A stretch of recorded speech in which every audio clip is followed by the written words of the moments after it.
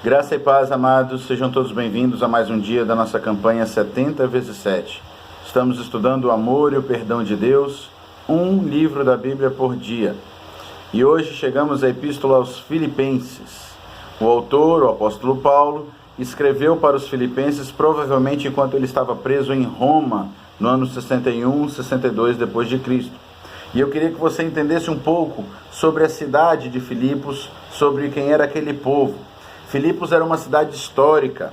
O pai de Alexandre o Grande, que é Filipe da Macedônia, ele tomou a cidade dos Tracianos. Em 360 a.C., ele anexou, tomou dos Tracianos. Em 167 a.C., Filipos passou então a pertencer efetivamente ao Império Romano, quando a Grécia foi conquistada também pelo Império Romano. No ano 42, houve uma batalha muito grave dentro do Império Romano. Não sei se você já ouviu essa expressão, até tu, Brutus. É quando o general Brutus e o general Cássius se levantaram contra Otávio e Antônio, O triunvirato, que era Otávio, Antônio e Lépido, lutou contra Brutus e Cássius. E eles venceram por uma gratidão, porque os moradores, o povo da cidade de Filipos ficou ao lado do lado vencedor, ficou ao lado de Otávio e Antônio, e então eles foram, a maioria dos seus moradores inclusive eram soldados romanos.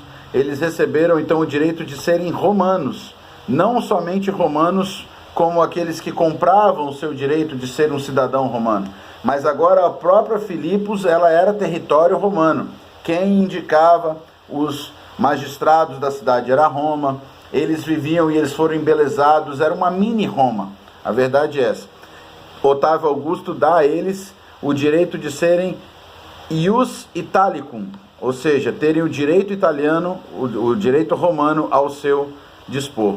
Religiosamente, Filipos era uma cidade sincretista, era uma cidade de muitos povos, uma cidade que tinha vários povos vindos de todos os lugares. Filipos se localizava numa posição estratégica também. Ela era a ligação entre a Europa e a Ásia, uma região que, quando Filipe da Macedônia anexou, ele estava interessado no ouro e na prata daquele lugar. Então era uma região rica, uma cidade muito grande, importante para efeito de comércio. Ela ficava bem na passagem da ligação entre a Europa e a Ásia por vias terrestres.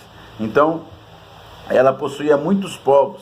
A maioria dos membros da igreja de Filipos e a maioria dos moradores da cidade de Filipos eram ou os descendentes ou os próprios soldados romanos, Ela era uma cidade que grande parte dela eram soldados romanos, ou seja, as famílias todas eram as famílias dos soldados romanos. Mas existia ali um grande grupo também vindo da Ásia, vindo da própria Europa, judeus. Havia uma comunidade judaica naquele lugar e eles tinham inclusive uma sinagoga naquele lugar. Quando Paulo chega, por ocasião da sua segunda viagem missionária a Filipos, aproximadamente entre o ano 49, no máximo até 52 depois de Cristo, ele se relaciona com os judeus, mas ele logo passa para pregar aos gentios daquele lugar. Essa igreja é uma das igrejas que Paulo teve um relacionamento mais cordial, sendo que a igreja de Corinto, que Paulo plantou, ele chega a declarar assim: eu dou graças a Deus que eu nunca recebi um centavo de vocês, se fosse na nossa linguagem de hoje.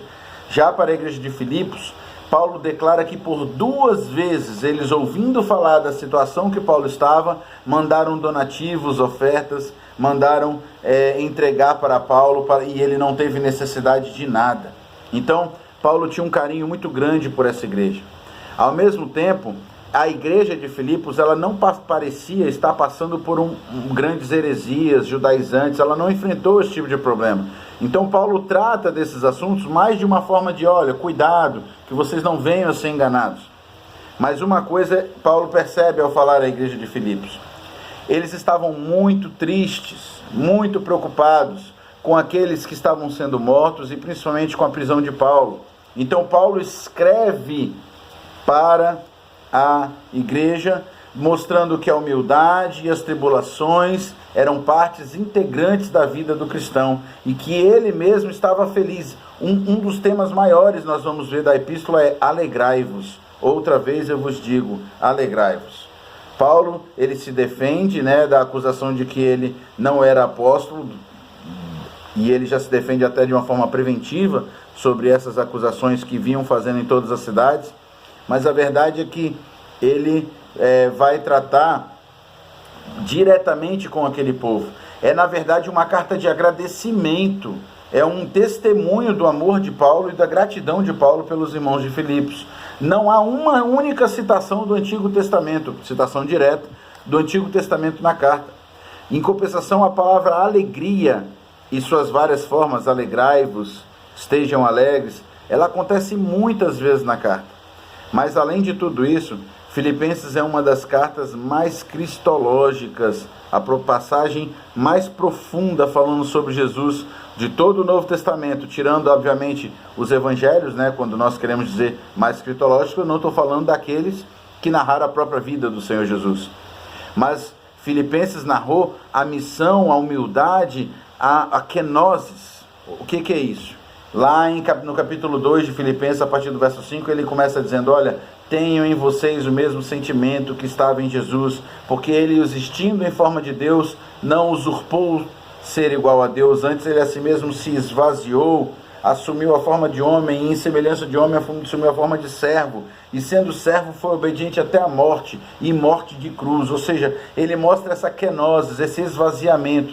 Jesus não deixou de ser Deus, mas ele abriu mão da sua majestade, da sua glória, ele abriu mão de todo o seu privilégio, de todo o seu bem-estar pessoal. Ora, você acha, por exemplo, que Jesus, antes de vir ao mundo, ainda como Deus, ele estava sofrendo lá no céu? De forma alguma.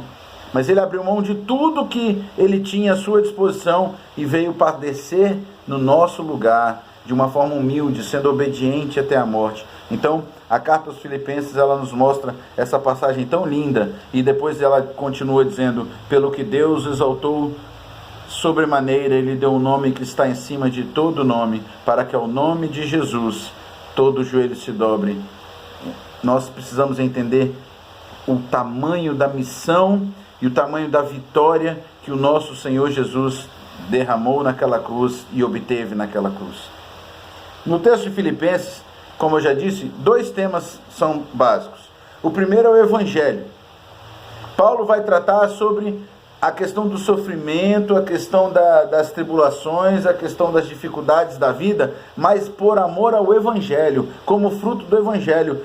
Não adianta, naquele tempo de perseguição tão grande, entregar a vida a Jesus, viver para Jesus, era pintar um alvo nas costas.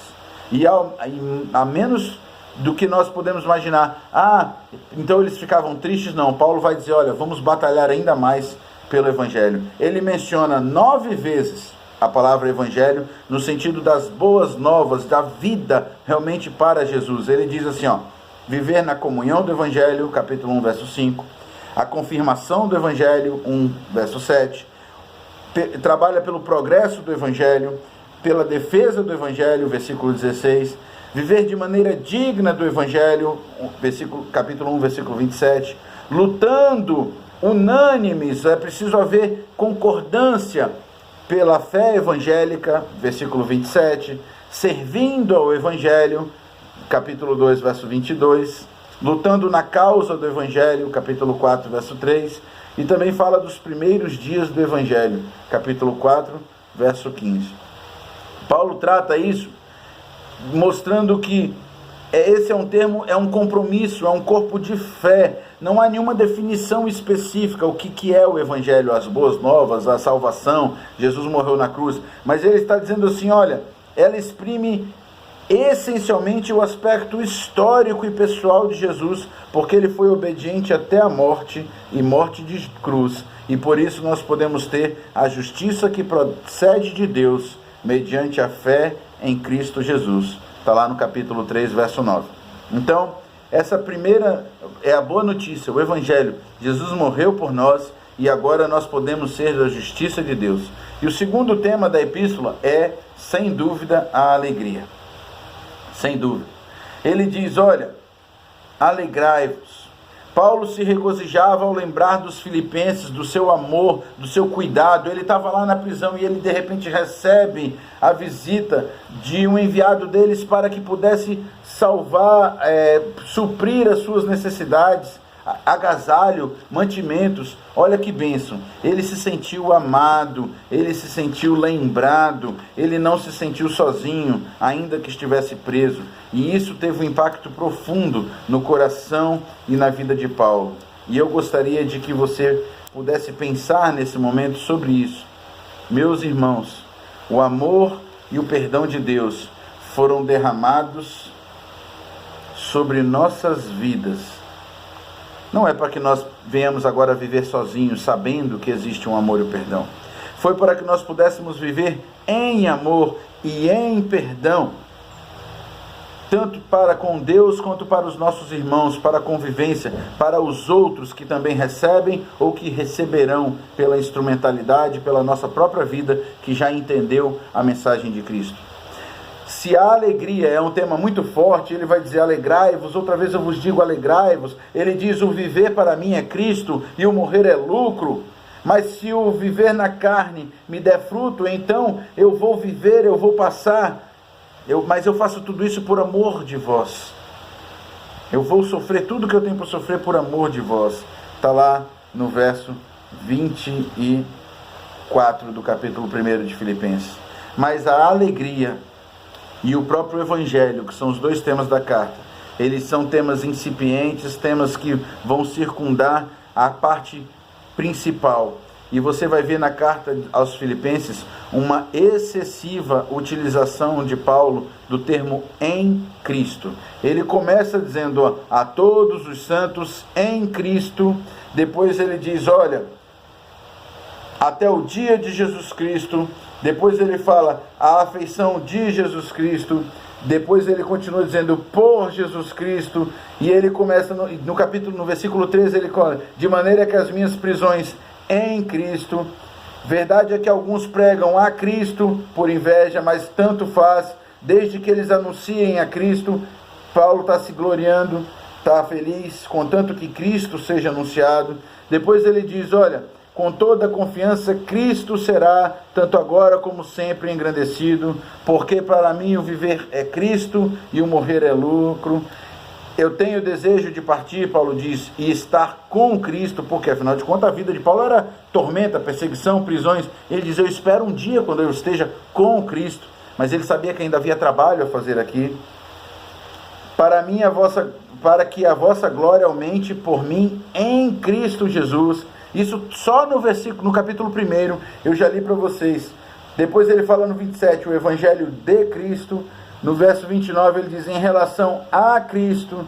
E no capítulo 2 ele começa, se há algum conforto em Cristo. E ele segue falando várias vezes. Cristo é o tema principal da carta aos Filipenses.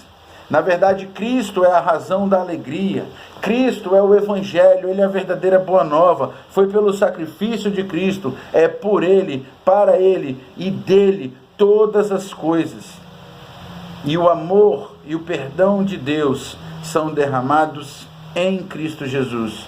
Porque Deus amou o mundo de tal maneira que Ele deu o seu Filho unigênito, Cristo Jesus, para que todo aquele que nele crê não pereça, mas tenha a vida eterna.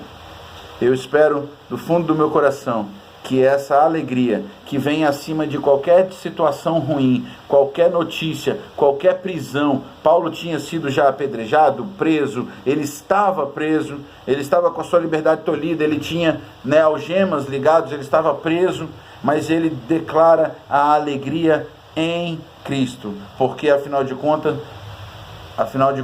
a sua alegria e a sua certeza do Evangelho de Deus, da obra de Cristo, não estavam firmados, não estava naquilo que Deus lhe deu, naquilo que Deus lhe concedia naquele momento, não dependia de situações, não dependia de circunstâncias, não dependia de bem-estar, não dependia de lazer. Se for trazendo para hoje, não dependia, ou não depende de dinheiro, nem todo mundo gosta de dinheiro, mas não depende de dinheiro, não está firmado em ganhar mais ou menos dinheiro, não está alicerçado em uma casa bonita ou uma casa mais simples, não está alicerçado em ter um carrão ou não ter carro. A alegria de Paulo era em Cristo. Ele é o alvo, ele é o objetivo.